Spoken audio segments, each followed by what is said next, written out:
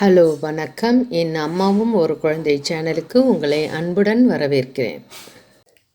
இன்றைக்கி நம்ம பார்க்க போகிறது தயிர் வச்சு எப்படி ஒரு கேக்கு செய்யலான்றதை பார்க்க போகிறோம். இது எழுதி கூட வைக்க தேவையில்ல, நல்ல மனப்படமாக இந்த படத்தை பார்த்தாலே நல்லா ஞாபகமாக நம்ம மனசில் நின்றுடும். இதோட அளவு கணக்கு 3, 2, 1. இதை ஞாபகத்தில் வச்சுன்னா ஈஸியாக செஞ்சிடலாம்.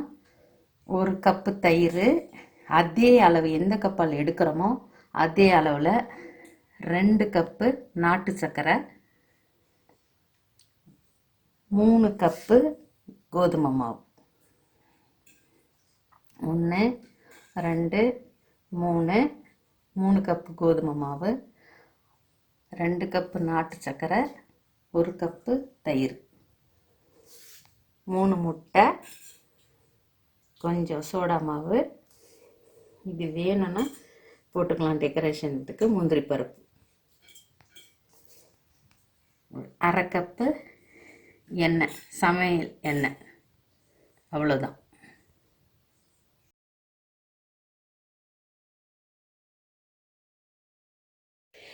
இந்த தயிர் கேக்கு எப்படி நம்ம சின்ன பசங்களை வச்சுக்கின்னு செய்யலான்றதை தான் நம்ம பார்க்க போகிறோம். இந்த கேக்கு 18 மாதத்து குழந்தையிலேருந்து கொடுக்கலாம். நம்ம ஒரு 3 வயசு 4 வயசு பசங்களை வச்சுக்கின்னு இந்த கேக்கு எப்படி செய்யறதுன்னு பார்க்கலாம்.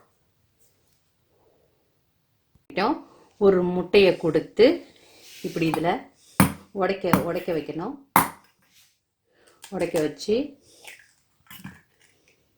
இப்படி ஊற்றிட்டு அவங்கள இப்படி அடிக்க வைக்கணும்.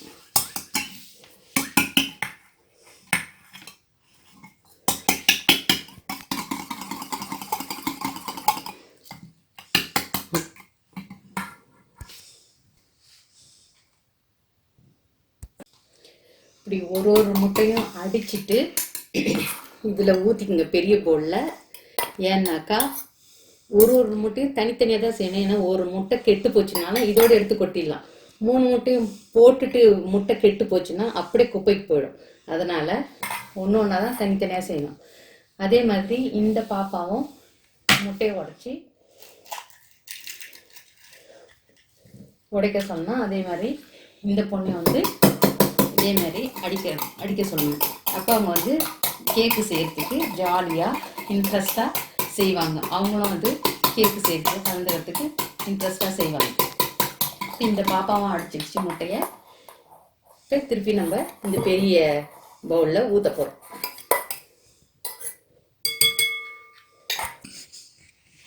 அதே மாதிரி இந்த பாப்பாட்ட ஒரு முட்டையை கொடுத்து அது கையாலே இப்படி உடைக்க வச்சு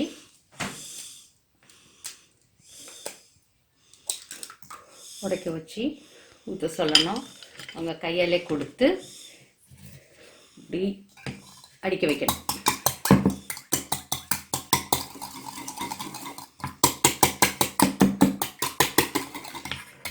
அவங்களும் ஜாலியாக சந்தோஷமாக செய்வாங்க.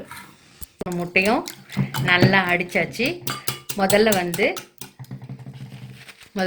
லிக்விட் ஐட்டம் பாதி, இந்த கப்பில் பாதி எண்ணெய், சமையல் எண்ணெய் வச்சுருக்குறோம். அதை ஊற்றி அடிக்கணும். அதே மாதிரி ஒரு பசங்கிட்டையும் கொடுத்து அடிக்க சொல்லணும். ஒரு பசங்கிட்டையும் கொடுத்து அடிக்க சொல்லணும். அதுக்கு அடுத்தது தயிர்.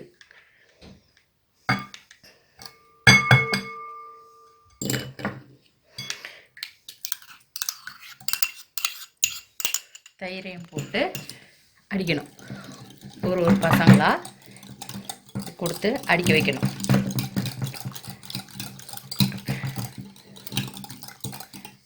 நல்லா அடிச்சிட்டு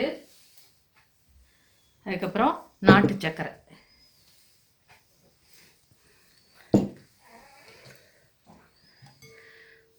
சர்க்கரை போட்டு நல்லா அடிக்கணும்.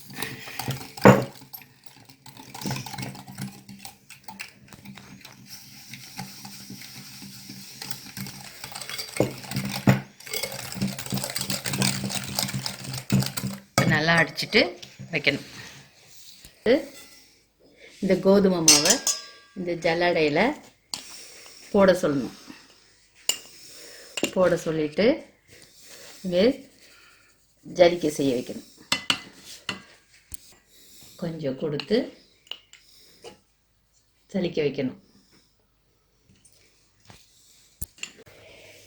இந்த மாதிரி ஒரு குழந்தைங்கிட்டையும் ஒரு கப்பு கோதுமை மாவு கொடுத்து, இந்த பொண்ணுக்கிட்ட ஒரு கப்பு, இந்த பொண்ணு, இந்த மாதிரி ஒருத்தொருத்தவங்களும் சேர்ந்து சலிக்க வைக்கணும். மாவை சலிச்சுட்டு எல்லாருமே சேர்ந்து இந்த கேக்கு செய்வாங்க.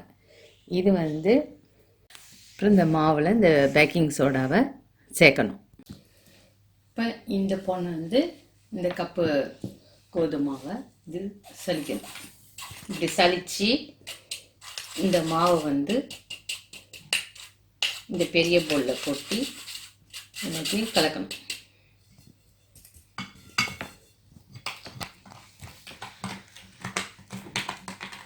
இது அப்புறம் இந்த பேக்கிங் சோடா பவுடர் வச்சுக்கிறோமா, அதையும் கொட்டி கலக்கணும்.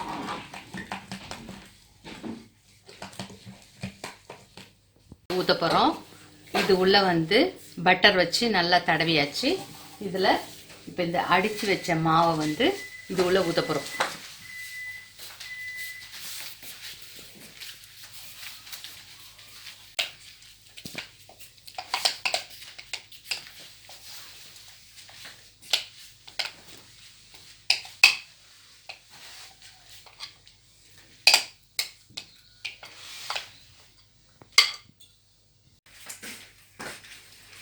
இப்போ இதை ஊற்றி முடித்தாச்சு. இதில் டெக்கரேஷனுக்கு வந்து முந்திரி பருப்பு வைக்க போகிறோம். ரொம்ப இஷ்டம்தான், இருந்தால் வைக்கலாம், இல்லைன்னாலும் பரவாயில்ல. 40 நிமிஷத்துலேயும் 180ல் வச்சு எடுக்கணும். 40 நிமிஷம் வைக்கணும். இது ரெடி பண்ணுறதுக்குள்ளே இந்த ஒரு 5 நிமிஷம் 10 நிமிஷம் முதல்ல கொஞ்சம் சூடு பண்ணிக்கணும்.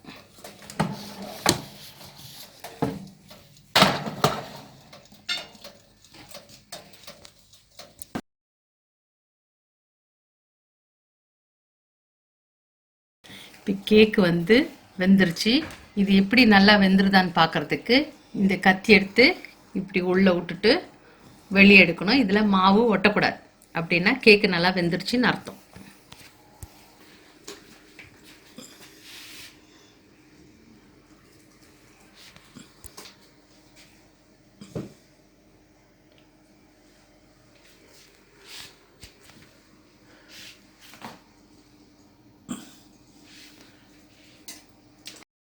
இந்த வீடியோ உங்களுக்கு பிடிச்சிருந்ததுன்னா லைக் பண்ணுங்கள், ஷேர் பண்ணுங்கள், சப்ஸ்கிரைப் பண்ணுங்கள். நன்றி.